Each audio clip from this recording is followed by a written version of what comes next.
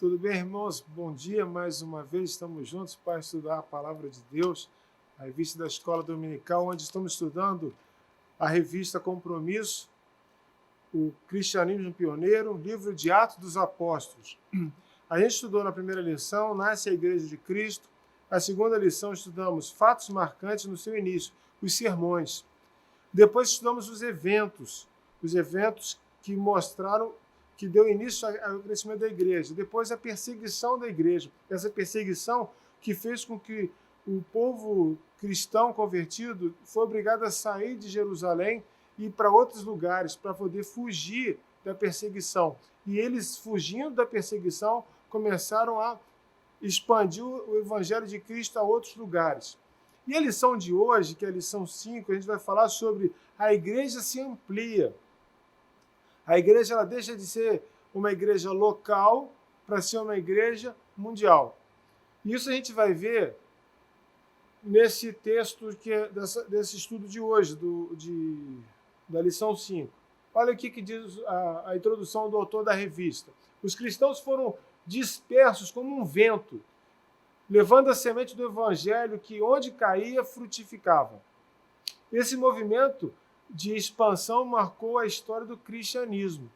E aí a gente lembra de novo a fala de Jesus para os discípulos, em João 12, verso 24. Lhes digo a verdade, se o grão de trigo não for plantado na terra e não morrer, ficará só. Sua morte, porém, produzirá muitos novos grãos. E assim começou com Jesus, quando ele morre, para que você e eu pudéssemos ser salvos. Depois da morte de Cristo, os discípulos ficam lá em Jerusalém, começa a perseguição, morre, a gente estudou na semana passada, Estevão, foi o primeiro mártir a ser morto, depois o apóstolo Tiago, e essa perseguição intensa com a igreja de Cristo faz com que o povo de cristão judeu vai para os outros lugares do mundo e vão levar mensagens de salvação a outros povos. Isso faz lembrar quando Jesus, em Atos 1:8, quando ele fala aos discípulos, vós recebereis poder ao descer sobre vós o Espírito Santo, e sereis testemunha em Jerusalém, onde eles estavam, a Judéia, e agora a gente vai ver o evangelho chegando a Samaria e os lugares mais distantes da terra. É isso a lição de hoje. Coloquei aqui um mapa para ficar bem claro essa ideia de... Porque às vezes a gente, com uma coisa desenhada, eu não tenho o dom do pastor de desenhar, então eu coloquei esse mapa. Você vai ver lá, ó, o povo de Deus estava ali, ó, na Judéia, em Jerusalém, e aí com a perseguição eles começam a caminhar, vão a Samaria, dali eles vão avançando, depois a gente vai ver que vai chegar a outros lugares, como Antioquia, Colossos, Éfeso, e aí o evangelho vai chegar depois à Europa, da Europa vai chegar à América, da América vai chegar ao Rio de Janeiro, o Rio de Janeiro vai chegar na Praça Seca, vai chegar até mim, até você. E aí o autor da revista coloca sobre a igreja cresce. Eu mudei um pouquinho, o autor da revista tinha colocado que a igreja cresce sem a presença dos apóstolos. Eu botei mesmo sem a presença dos apóstolos. A igreja cresce mesmo sem a presença de um apóstolo. A igreja não cresce, às vezes, mesmo sem a presença de um pastor. Ela pode crescer através do ministério dos pregadores leigos, as pessoas que têm o fervor de falar de Cristo para as pessoas.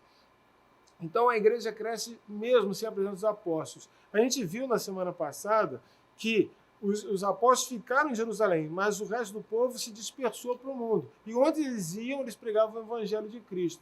A gente vai ver isso lá em Atos 8. Olha o que diz no verso 1, parte B, e no verso 2. Todos eles, com exceção dos apóstolos, foram dispersos para a região da Judéia e Samaria, para cumprir a ordem de Jesus.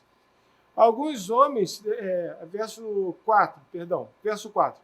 Os que haviam sido dispersos, porém, anunciavam as boas novas a respeito de Jesus por onde quer que fossem.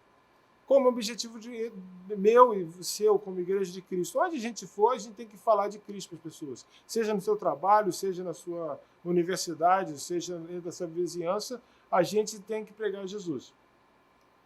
E isso que a igreja primitiva fazia. E aí, um dos homens da igreja primitiva, que é um outro diácono, que é Filipe. Lembra, a gente estudou semana passada que o Estevão, um diácono, ele é morto por causa do evangelho. E aí o outro diácono, Filipe, vai à cidade de Samaria. E ali ele fala ao povo de Cristo. No verso 6 diz assim: quando a multidão ouvia sua mensagem, viram os sinais que ele realizava, deram total atenção às suas palavras. No verso 8 diz o seguinte: por isso houve grande alegria naquela cidade. Nesse texto tem uma coisa muito interessante sobre um homem chamado Simão, que era um homem que fazia feitiçaria há muitos anos naquela região, e as pessoas falavam que ele tinha o grande poder de Deus. Mas até esse homem se converte, de forma, entre aspas, ao cristianismo. Muita gente levanta a mão, se emociona com o evangelho de Cristo, mas de fato não se converteu ainda. Ela acha que é convertido, mas ela está pela emoção, mas ela não conhece a razão do cristianismo de verdade. E nesse texto a gente vê essa lição sobre esse homem, Simão. Olha o que diz no verso 12. No entanto, quando Filipe lhes levou a mensagem sobre as boas novas do reino de Deus, quais são as boas novas do reino de Deus? O evangelho de Cristo, que salva, cura e liberta. E sobre o nome de Jesus Cristo, eles, os samaritanos daquela região, creram e, como resultado, muitos homens e mulheres foram batizados. No verso 13, o próprio Simão, esse homem que fazia lá magias, creu e foi batizado. Ele acreditou em Jesus. Começou a seguir Filipe por toda parte, admirando-se dos sinais e milagres que ele realizava. Quando os apóstolos em Jerusalém souberam que o povo de Samaria, lembra? Jerusalém, Samaria, Samaria, que era a antiga capital de Israel, que já tinha sido destruído pelos assírios. Quando Jerusalém souberam que o povo de Samaria havia aceitado a mensagem de Deus, enviaram para lá Pedro e João. Vai lá, Pedro e João, vai ver se que eles estão falando de verdade. Vai lá complementar o que Filipe está ensinando. Esse é o texto. Assim os dois chegaram e oraram para aquelas pessoas convertidas, para que elas recebessem o Espírito Santo. Pois, apesar de terem sido batizados com o nome de Jesus, o Espírito Santo ainda não havia descido sobre nenhum deles. E aí no verso 17, Pedro e João impuseram as mãos sobre eles e eles receberam o Espírito Santo. Esse Simão, que era um convertido batizado na igreja, viu que as pessoas recebiam o Espírito Santo quando os apóstolos impunham as mãos sobre eles. Então, ofereceu dinheiro aos apóstolos, dizendo: dê-me desse poder também, para que quando eu impuser as mãos sobre as pessoas, elas recebam o Espírito Santo. Queria comprar o Evangelho da Graça. Pedro, porém, lhe respondeu: que o seu dinheiro seja destruído com você, por imaginar que o dom de Deus pode ser comprado.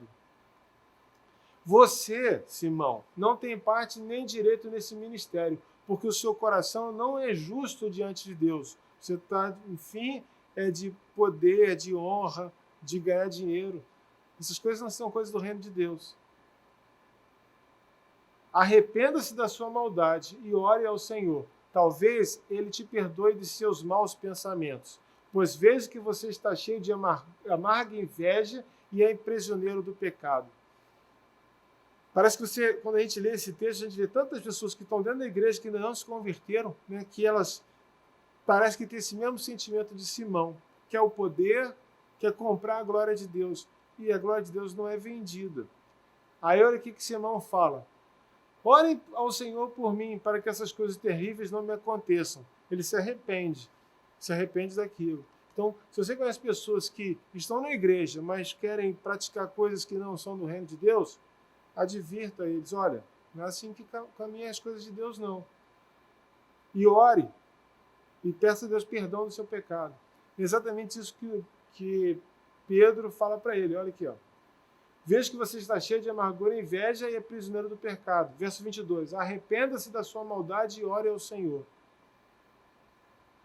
E aí Simão pede, orem por mim para que essas coisas terríveis não me aconteçam. Então, nem todo mundo que diz Senhor, Senhor entrará no reino dos céus, mas somente aquele que faz a vontade do meu Pai. né? Lembra desse texto, quando Jesus fala isso no Sermão do Monte. Verso 25. Depois de terem testemunhado e proclamado a palavra do Senhor em Samaria, Pedro e João voltam a Jerusalém. Ao longo do caminho, pararam em muitas vilas samaritanas para anunciar as boas novas de Jesus. Lembra? Ser meios e testemunhas, tanto em Jerusalém, Judéia e Samaria. Samaria, o evangelho estava chegando. Por causa da perseguição, por causa dos sinais, por causa do poder recebido pelo Espírito Santo. E a igreja ia crescendo, a igreja avança. Então a igreja cresce mesmo sem a presença dos apóstolos. Estava lá um diácono, que era Filipe, pregando. Segunda lição do texto, a mão de Deus operando o crescimento da igreja. A gente vê isso em Atos 8, de 26 a 40. O próprio Filipe, esse mesmo Filipe, Deus chega, o anjo do Senhor fala para ele assim, vai para o sul, para a estrada no deserto que liga Jerusalém a Gaza. Existem duas formas de você ir de Jerusalém para Gaza. Você ir por dentro das cidades, pelo povoado, ou você ir pelo deserto. Óbvio, é mais seguro ir pelo povoado. Mas Filipe obedece ao anjo do Senhor e vai pelo deserto. E quando ele está passando no caminho, Deus fala para ele evangelizar uma pessoa especificamente, que era um oficial etíope. Então, no verso 29, olha o que está escrito lá. Então o Espírito disse a Filipe, aproxime-se e acompanhe aquela carruagem. Filipe correu até a carruagem e, ouvindo que o homem lia o profeta Isaías, perguntou, o Senhor compreende o que está lendo? Abro parênteses aqui e vou lembrar de um outro texto que Paulo vai dizer em Romanos capítulo 10, a partir do verso 13 ao 15, que ele diz assim, portanto, todo aquele que invocar o nome do Senhor será salvo. Mas como invocarão aquele que não creram? E como crerão naquele que não ouviram? E como ouvirão se não há quem pregue? E como pregarão se não forem enviados? Como está escrito, quão formosos são os pés dos que anunciam o evangelho da paz, dos que trazem alegres novas de boas coisas. Como ele vai saber a graça de Deus se ninguém falar para ele da graça de Deus? Quem vai ensinar ele a palavra de Deus? A gente lembra também em Mateus 28, quando Jesus, na grande convocação, diz, portanto, ide, fazei discípulos em todas as nações, batizando-se em nome do Pai, do Filho e do Espírito Santo, ensinando a guardar todas as coisas que eu vos tenho mandado, e as que estão convosco todos os dias, até a consumação dos séculos, até o final dos tempos. Então, há necessidade de traduzir. E aí, nesse caso, olha o que acontece. Filipe pergunta para ele, você entende o que você está lendo? E aí, olha o que o homem responde no verso 31. Como posso entender sem que alguém me explique? Esse é o papel da igreja, explicar a graça de Deus para as pessoas. E convidou Filipe para subir na carruagem e sentar-se ao seu lado. E esta era a escritura, era a passagem que ele estava lendo, que é Isaías 53. Ele foi levado como ovelha para o matadouro, como um cordeiro mudo diante dos tosqueadores não abriu a boca. Foi humilhado e a justiça lhe foi negada. Quem pode falar dos seus descendentes? Pois a sua vida foi tirada da terra. É a profecia de Jesus sendo crucificado. Lembra? Ele não se defendeu como um cordeiro mudo diante dos tosqueadores. Ele foi o cordeiro de Deus para morrer, para derramar o sangue dele para nos perdoar dos pecados. Então, ele estava lendo essa profecia de Isaías, mais ou menos 600 anos antes de Cristo, que foi cumprida com Jesus. Só que aquele eunuco não sabia que era de Jesus. E aí o eunuco perguntou a Filipe, diga-me, o profeta está falando de si mesmo ou de outro? De quem que ele estava falando? Então Filipe começou com a mesma passagem das Escrituras e anunciou-lhes as boas novas a respeito de Jesus. Então ele aproveitou, porque primeiro ele obedeceu ao Espírito Santo que mandou ele atrás daquele homem, aproveitou a oportunidade, quando o homem perguntou, eu não posso entender se ninguém me explica. Então alguém tem que explicar. E esse é o meu chamado, esse é o teu chamado, de explicar para as pessoas o reino de Deus. E aí, eles chegaram a um lugar onde havia água. Então aquele eunuco perguntou assim, vejo que aqui tem água, o que me impede de ser batizado? E Filipe disse, nada o impede, se você crê de todo o coração. E o eunuco disse, creio que Jesus é o Filho de Deus. Os dois desceram até as águas e Filipe o batizou. No verso 29 vai falar que depois aquele homem seguiu sua viagem cheio de alegria e Filipe foi mais ao norte na cidade de Azoto, onde anunciou as boas novas a todas as cidades ao longo do caminho até chegar a Cesareia. Então, a mão de Deus operando o crescimento da igreja, através de mim e de você, através de Filipe, porque obedeceu à vontade de Deus. Então, o que Deus está te chamando para fazer de ministério, faça. Deus vai te usar. A capacidade, Deus vai te dar para fazer. A terceira lição que o autor da revista fala é sobre a discriminação judaica e a indiscriminação cristã.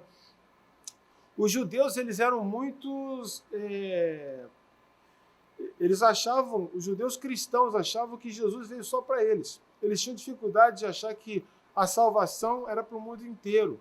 Então, eles tinham dificuldade de anunciar Jesus para outras pessoas. Era um grupo muito fechado.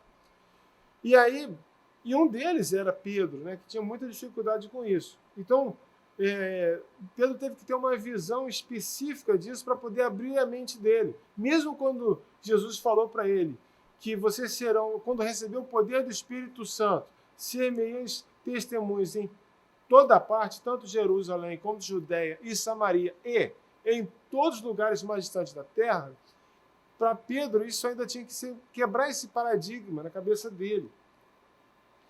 E aí nesse texto aqui a gente vai ver um oficial romano chamado Cornélio, capitão do regimento italiano. Era um homem devoto e temente a Deus, como era também toda a sua família. Ele dava esmola aos pobres de forma generosa e sempre orava ao Senhor. Certa vez ele teve uma visão da qual o anjo de Deus vinha em sua direção e disse, Cornélio, e aí ele pergunta, o que é, Senhor? Suas orações e esmolas subiram a Deus, e ele as guarda na memória. Ou seja, Deus vê o que você está fazendo, Deus sabe quem você é, e isso está guardado diante de Deus. Agora envia homens a Jope e manda buscar a Simão Pedro, que ele vai te ensinar algumas coisas importantes. E aí ele manda aqueles homens buscar a Pedro. E aí, só que sim, não bastava Deus falar com Cornélio, Deus tinha que trabalhar Pedro também. E aí Deus vai dar uma visão a Pedro quando ele vê um lençol com várias espécies de animais, e aí Deus fala para ele assim, no verso 13, levanta, Pedro, mata e come. E aí Pedro olhava os animais, viu que alguns animais eram imundos e falou assim, de jeito nenhum, Senhor. Jamais comi coisa que fosse considerada impura e imprópria. Interessante, algum autor que eu li falava o seguinte, interessante, ele fala assim, de modo nenhum, Senhor. Se Deus é Senhor, você está desobedecendo? É um paradoxo, né? Mas ele fala, de modo nenhum, não vou fazer isso. Mas Deus fala assim, não chame de impuro o que Deus purificou. E aí aquela visão se repete 3 vezes e Pedro fica perplexo. Você vê no verso 17, qual seria o significado daquilo? Até que vem os homens vindos da casa de Cornélio para chamá-lo para ir lá falar de Jesus para Cornélio.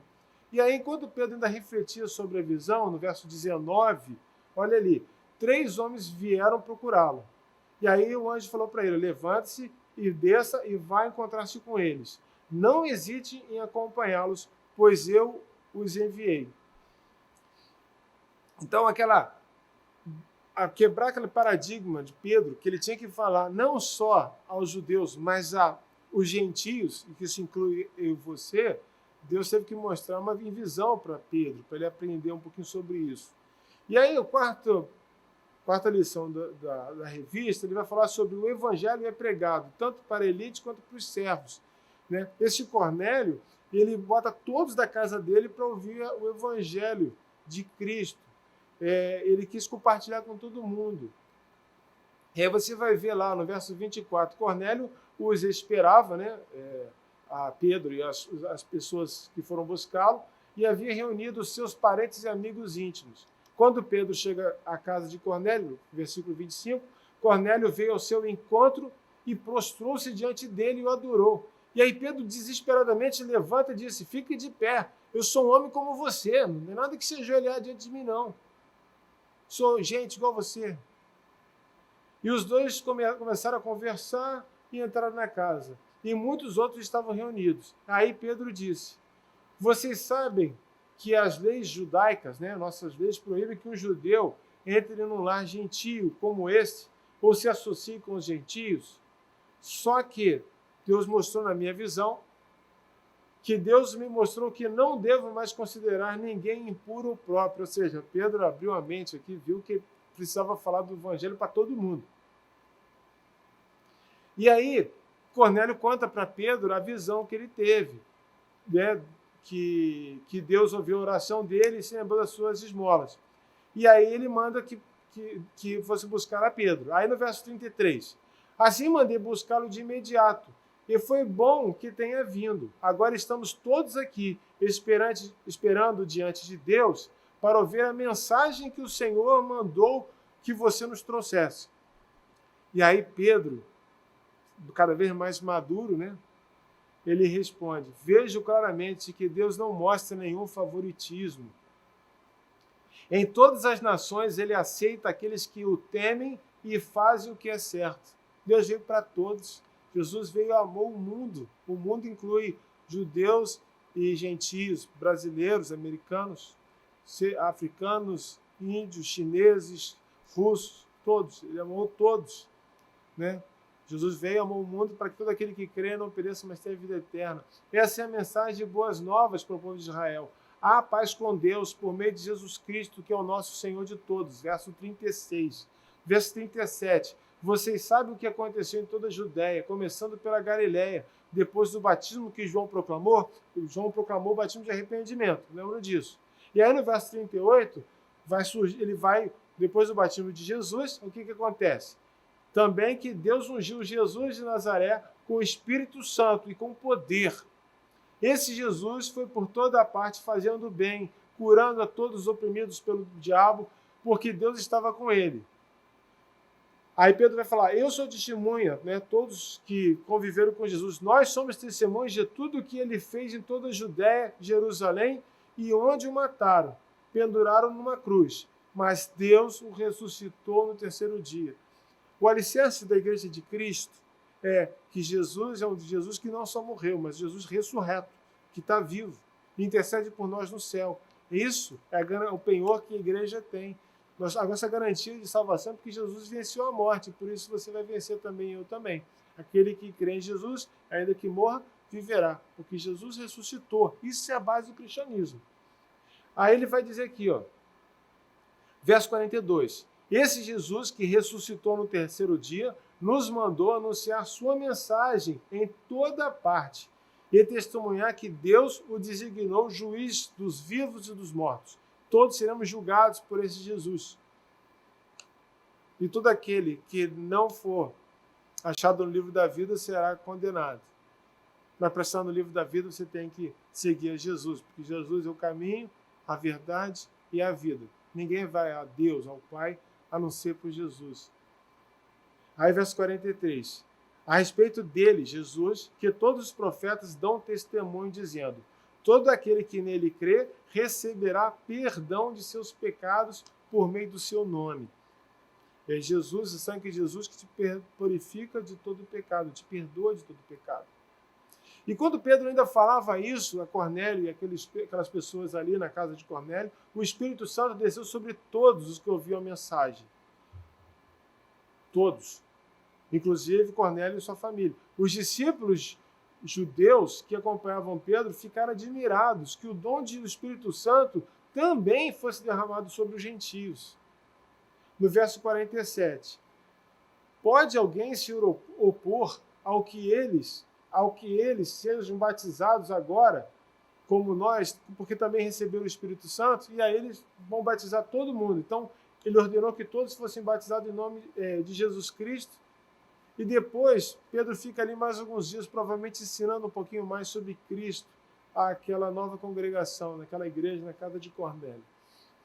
Quinta lição da revista. Existe uma cidade alvo do Evangelho nova. Lembra? O povo estava em Jerusalém, veio a perseguição, e aí a igreja convertida começa a sair de Jerusalém e vai para outros lugares. Começa o Evangelho, então, na Judéia, Samaria. Mas a profecia era até os confins da terra. E aí vai surgir uma nova cidade alvo aqui, que é a igreja de Antioquia. Vamos lá, vamos ver os versículos. Verso 19. Verso 19 de Atos 11. Os discípulos que haviam sido dispersos na perseguição depois da morte de Estevão chegaram a Fenícia, Chipre e Antioquia da Síria. Antioquia era uma cidade da Síria. Pregaram a palavra, mas somente a judeus. Lembra? Tinha que quebrar o paradigma. Eles achavam que era só os judeus. Aí teve que Pedro começar a mudar isso. Depois, na próxima lição, a gente vai ver Paulo, que vai pregar muitos aos gentios. Contudo, alguns dos discípulos que foram a Chipre e a Cirene até Antioquia começaram a anunciar aos gentios as boas novas a respeito do Senhor Jesus. E a mão do Senhor estava sobre eles. E muitos desses gentios, lembra, gentios é quem não é judeu. Então, para os judeus, quem não é judeu é gentio. Então, esses gentios creram e se converteram ao Senhor. Quando a igreja de Jerusalém soube o que havia acontecido, enviou Barnabé a Antioquia. Vai lá, Barnabé, você é um cara bom, vai lá ver se o que eles estão falando é isso mesmo que está acontecendo. E aí, ao chegar ali, esse Barnabé, que era um homem cheio do Espírito Santo, e ver essa demonstração da graça de Deus, alegrou-se muito e incentivou os irmãos a permanecerem fiéis no Senhor. Barnabé era um homem bom, cheio do Espírito Santo e de fé.